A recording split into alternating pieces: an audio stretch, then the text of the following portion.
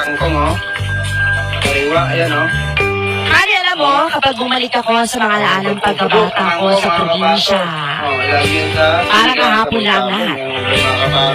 Yung simpleng buhay, yung mga bagay dati madi na hindi mo pinapansin pero ngayon, namimiss mo na. Mali, tuwing umaga, gigising ka sa tilaok ng manok at hindi sa alarm clock.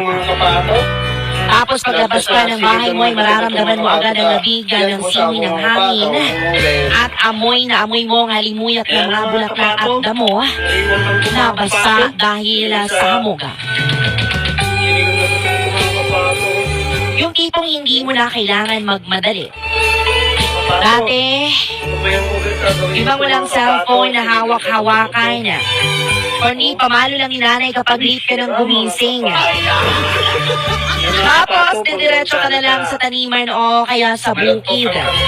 Hindi kung mag-harvest ka na lang ng prutas o gulay, mga kaibigan. Laging may mga alagang kambing o mga hayop at iba't ibang hayop pa yan. Kaya bago pa man makakain sa agahan ay kailangan mo munang unahin na pakainin ang mga